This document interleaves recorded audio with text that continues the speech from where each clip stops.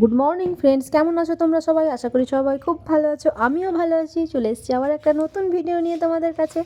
এই দেখো, সকালবেলার মতো রেগুলারের মতন আজকেও কপুকে আমি স্নান করিয়ে সাজিয়ে গুছিয়ে বসিয়ে দিয়েছি। এদিকে সব ঠাকুরকেও আমার পুজো দেওয়া কমপ্লিট। চলো তাহলে ভিডিওটা দেখতে থাকো। সারাদিন যেটুকু যতটা পারবো তোমাদের সাথে শেয়ার করব। চলো সাথে থাকো, দেখতে থাকো। এই যে তাড়াতাড়ি করে আমি ঠাকুর ঘর থেকে বেরিয়ে আগে আমি দেখো চা নিয়ে বসে পড়েছি চা খেতে। এই যে চাটা খেয়ে নিই। সকালবেলা সব ব্রেকফাস্ট করে নিয়েছি, সবাইকে ব্রেকফাস্ট দিয়ে দিয়েছি। এই যে তারপরে বসে গেছি পেঁয়াজ রসুন কাটতে। এই যে আমি এখন পেঁয়াজ রসুন কেটে নিচ্ছি। আজকে একটা রান্না করব, বলবো সবই বলবো তোমাদের। এই দেখো পেঁয়াজ রসুনটা কেটে নিই। চলো, পেঁয়াজ রসুন এদিকে টমেটো আদা সমস্তটাই কেটে নেব। কেটে নিয়ে আজকে বানাবো, একটু পরে বলবো। এই যে আমি খাসির মাংসটা ভালো করে ধুয়ে নিচ্ছি।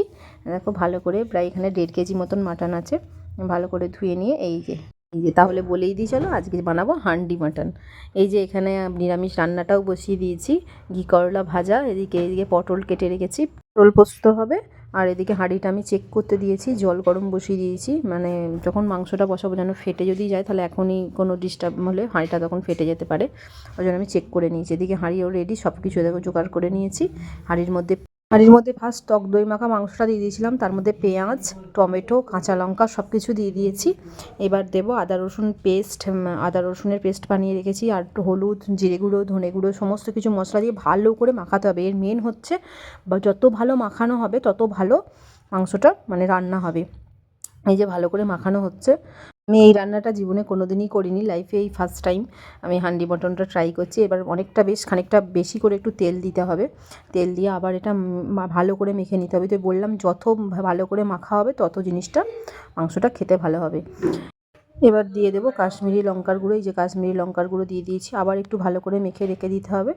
এবার একটু মেখে একটু স্ট্যান্ডিং টাইম মোটামুটি আধ ঘন্টা 1 ঘন্টা, হাতে যতটা সময় থাকে যত বেশি রাখা হবে তত বেশি ভালো। যেহেতু মাংসটা তো কোনো রকম কষানো হবে না, দমে রান্না হবে। এদিকে আলুটা ভেজে নিচ্ছি আমি। আর এদিকে একটু পটল পোস্ত এদিকে হয়ে গেছে, ঘি করলা ভাজাও হয়ে গেছে।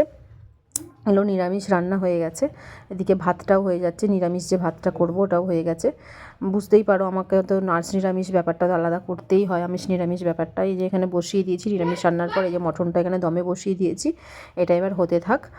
এটাকে এখন চাপা দিয়ে অল্প ফ্লেমে, বেশি গ্যাসটা জোরে দিতে হবে না, একদম হালকাতে রান্না করতে হবে। আর এদিকে ছেলে বলেছে চিকেন খাবো, ও মাটন খাবে না, ওই জন্য একটু চিকেনটা ওইভাবে একই প্রসেসে মাখিয়ে 4 পিস আলু দিয়ে এখানে একটু দমে বসিয়ে দিয়েছি। এটাও কষানো হবে না, ওই দমেই রান্না হবে।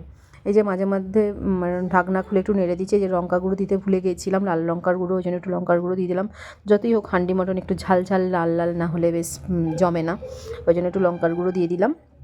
এবার আবার ভালো করে নেড়ে নেবো। নেড়ে নিয়ে একটু চাপা দিয়ে দেবো। ভালো করে নাড়া যাচ্ছে না, মাটির হাঁড়ি তো, যতটা পারবো যতটা সম্ভব হবে একটু নেড়ে চাপা দিয়ে দেবো। ভয়ও লাগছে যদি ফট করে ভেঙে যায়।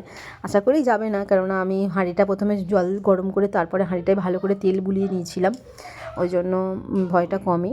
এই যে এখানে আমার রেডি হান্ডি মটন, দেখেছো একদম লাল লাল ঝাল ঝাল কষা কষা, কোনো রকম কোনো জল আমি অ্যাড করিনি, যা মাংসের জলে সেই জলটাতেই রান্না হয়েছে। এদিকে চিকেনটাও হয়ে গেছে, এদিকে মটনটাও রেডি আমার, হান্ডি মাটন। এই যেখানে কলা পাতা কাটা হচ্ছে, আজকে কলা পাতায় খাওয়া হবে সবাই মিলে।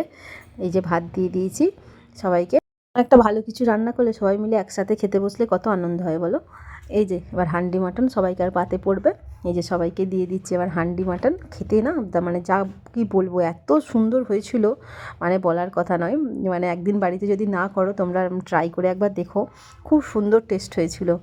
আমি এরকম মটন হয়তো আমি বিয়ে বাড়িতেও কোনো অনুষ্ঠান বাড়িতেও হয়তো মাকে এক পাশে দিয়েছি, মা তো নিরামিষ খায়। এই যে সবাইকার খাওয়া কমপ্লিট, এদিকে আমিও খেতে বসে গেছি। চলো তাহলে দেখা হবে আবার কোনো নেক্সট ভিডিওতে। আজকে ভিডিওটা হবে এই পর্যন্তই থাক। ততক্ষণ পর্যন্ত তোমরা খুব ভালো থাকে। যদি ভিডিওটা ভালো লাগে একটা লাইক করে দিও। হবে আবার কোনো নেক্সট ভিডিওতে, ততক্ষণ পর্যন্ত টাটা বাই বাই, ভালো থেকো।